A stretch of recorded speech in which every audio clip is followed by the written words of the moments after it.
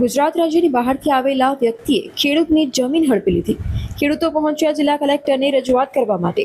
વડોદરા તાલુકાના નંદેસરીના ખેડૂતોને છેતરી ગયેલા એક બોગસ ખેડૂત કૈલાસભાઈ ખીંચી સામે કાર્યવાહી કરવાની માંગણી સાથે નંદેસરીના ખેડૂતો જિલ્લા કલેક્ટરને આવેદનપત્ર આપવા પહોંચ્યા હતા। આ વ્યક્તિ મૂળ ગુજરાતની બહારના છે અને હું પોતે ખેડૂત છું એવું કહીને નંદેસરીના ખેડૂતોની જમીન ગેરકાયદેસર રીતે હડપી અને બેસી ગયા હતા। આ જમીન ખેડૂતોને પાછી મળે અને વ્યક્તિની ઉપર યોગ્ય કાર્યવાહી થાય તે માટે આવેદનપત્ર પાઠવવામાં આવ્યું હતું।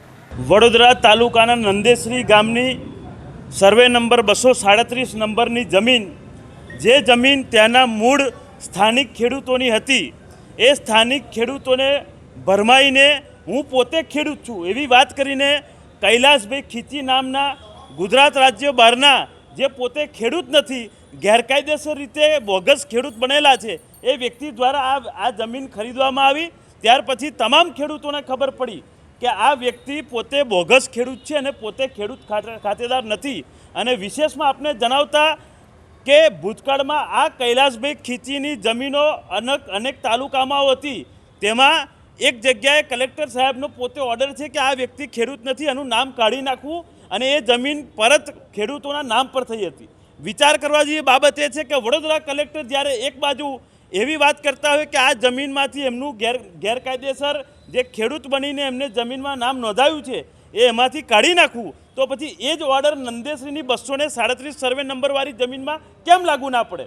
આજે કલેક્ટર સાહેબને રજૂઆત કરવા માટે આવ્યા છીએ કે કૈલાસભાઈ ખીંચી જેવા ગેરકાયદેસર ખેડૂત બનેલા બોગસ ખેડૂતે જે નંદેસરીમાં સ્થાનિક ખેડૂતોની જમીન લીધી છે, ગેરકાયદેસર રીતે લીધી છે, એ જમીન એમને પરત પાછી આપવામાં આવે, તેમજ આ બોગસ ખેડૂત પર કાયદેસરની કાર્યવાહી કરવામાં આવે।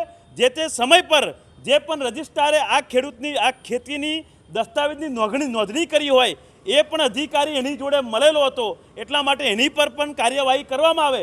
પરંતુ મૂળ બાબત એક જ છે કે આવી રીતે ગામડાના ગરીબ ખેડૂતો જોડે ખોટી રીતે જમીન પચાવી પાડવાનો કારસો વર્ષોથી ચાલે છે। એ કારસાને ડામવા માટે અને આવા ગેરકાયદેસર ખેડૂતો તેમજ ફ્રોડ માણસોને સબક શીખવાડવા હવે અમે અભિયાનની શરૂઆત કરી છે। આ અભિયાન આજથી શરૂઆત થઈ છે અને કૈલાસભાઈ ખીંચી ગેરકાયદેસર ખેડૂત છે, આ જમીન આ મૂળ ખેડૂતોને પાછી મળવી જોઈએ। કેટલી એકર જમીન હતી ને આ જે વ્યક્તિ છે મૂળ ક્યાંના છે? આ મૂળ ગુજરાત બહારના છે।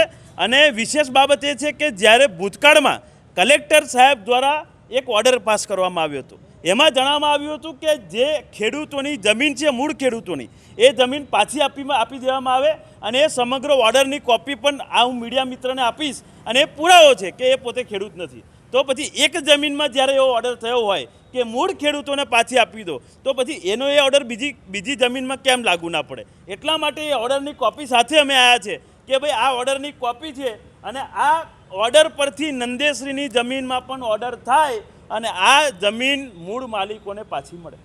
ઓકે।